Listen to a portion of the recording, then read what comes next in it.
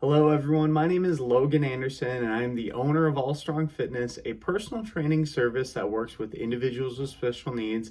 I really appreciate Special Olympics Iowa for letting me take some time to share a thought-provoking Thursday to help you guys maybe think a little bit different about your lives and to help you improve your overall health and wellness. So, what we're going to be looking at today is keeping your health and wellness about you. Whenever most people start health and wellness topics, often they kind of compare themselves to others and they really get away from why they got into improving their health and wellness to begin with. I know myself personally, this happens numerous times. Maybe I'm scrolling on social media, on Facebook, and I'm seeing all these people do really exceptional things with their bodies, running super fast, lifting really heavy, and I get really demotivated because I think that I need to be like them. All my hard work that I'm doing means nothing because they're doing more than me. And that's not really a good mindset to be in. So what we're going to look at is a few different reasons and potentially ways we can look at changing your mindset when it comes to thinking only about yourself when it comes to your health and wellness. So the first thing I think that's important to bring up is, why do we often compare our health and wellness to others to begin with? And I think the first thing is that we have a competitive nature. We want to be better than other people, and we just want to be a step up. We want to be the top. We want to be the pinnacle of success, and anything less than that, for some of us, we feel inadequate. When it comes to myself personally, I know another thing is that we are not satisfied with our current health and wellness. So whenever we're doing stuff in our daily lives, when it comes to maybe eating better, exercising more, we can see somebody that's doing that 7 days of working out a week. And, maybe I'm only doing 3, but I want to get to 7. There's no way, because that person's doing it and I'll never be able to. So that's another comparison and another reason of why people compare themselves. In addition to this, we often have unrealistic expectations for our own health and wellness. And this is probably the most common reason for comparing ourselves to others. When I first started into my health and wellness journey and started lifting, started running, started just exercising on a more consistent basis, I looked at people all the time on Instagram and Twitter, and it really set some unrealistic expectations for myself. These people have been lifting for so many years, and I really haven't. I've only been lifting for maybe 1 month, so it's not really a good expectation for myself to want to look like them or to want to lift like them, because they've had way more time in the game. And that is something that really, for most people, changing that framework of setting actual realistic expectations of this is what I can accomplish is super, super important when it comes to keeping your health and wellness goals about yourself. And the last thing that I put down for why do we compare ourselves is, we believe that having what others have will make us happy. And this is something that rings true for a lot of portions in our life, whether it's money, dogs, material things, but health and wellness too. You see all these people on Twitter and Instagram that are super happy with their bodies, and it's all sunshine and rainbows basically. But I can tell you for sure that it is 100% not all sunshine and rainbows. These people struggle with things just like you and me. And the second you do achieve your health and wellness goals, for a lot of us, we end up wanting more. And that's just something to keep in mind, that even though these people seem happy, they're often critiquing themselves just as much as you or I are. So those are a few things of why we compare. But now let's talk about some issues in actually comparing yourself. So one of the first issues with comparing yourself to others when it comes to health and wellness is that this may lead to negative self-image. This is something that is super common in a lot of individuals. You compare yourself to others, and then you think, well, since I'm not like them, I suck, or I'm inadequate, I'm not good enough. And maybe you just completely forget your health and wellness goal altogether. So that's something that's super common, and that's obviously an issue because we want people having a good self-image to improve their self-esteem to continue working towards their goals.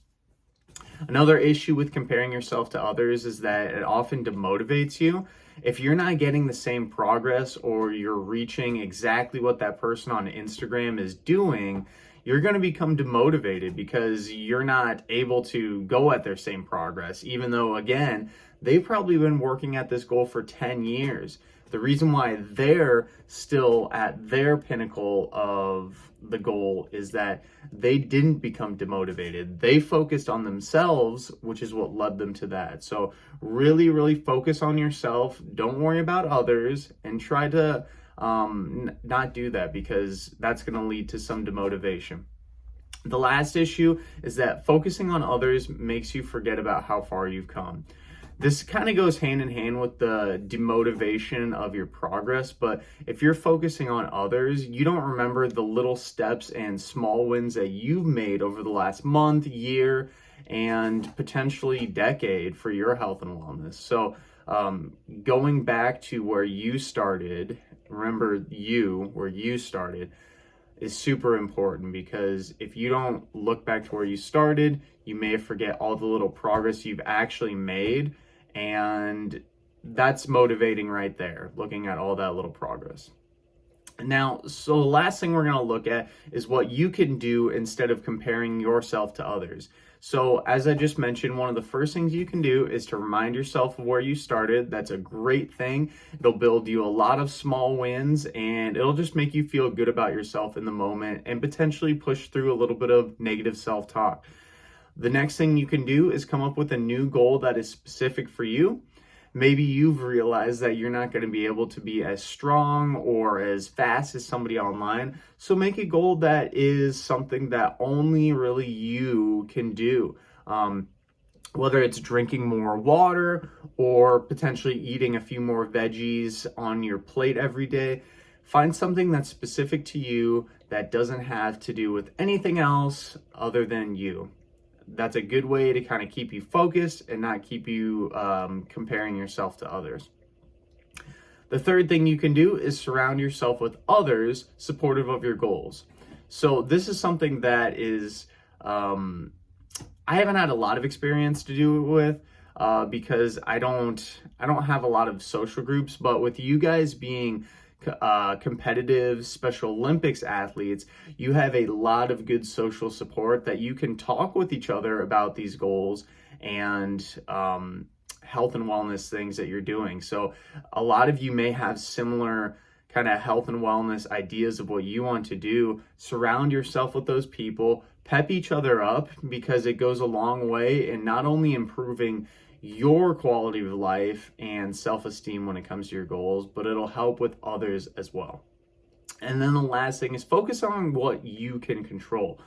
This is something that everybody struggles with, but you cannot do anything outside of your control, okay? So when it comes to we'll say improving your body weight. Maybe you want to lose a little bit of weight, and somebody else looks way, way, way better than you. Maybe they're a lot leaner, maybe they have more muscle. You can't control what that other person's doing. They've done all the things right, obviously. Maybe they're genetically gifted and they're able to get that body easier than you or I can. But what you need to do is not focus on that, because that's them, that's their life, and you can't control them. You need to focus on the little things that you can do to help improve your life. And that's probably the biggest thing, and the biggest takeaway from this is focusing on what you can do, okay? So when talking about an example of this, let's think about what is something that you can do to help not compare yourself to others. The example that I put down is that I often compare myself with how my body looks to others at the gym, okay? Instead of doing this, I can remind myself that everybody's body is different, which is 100% true, and that I am working for myself and not them. If you started your health and wellness journey to improve your body for somebody else, that's already kind of a flawed frame of mind. You need to find a reason for yourself specifically of why you're doing this, whether it is to become a Special Olympics medalist at a event someday. Maybe it's just to be a little bit healthier. Remind yourself of why you started and stick with that. And remember that nothing that anyone else does will help you in that regard. So once again, I really appreciate Special Olympics Iowa for letting me come on and talk on this Thought-Provoking Thursday.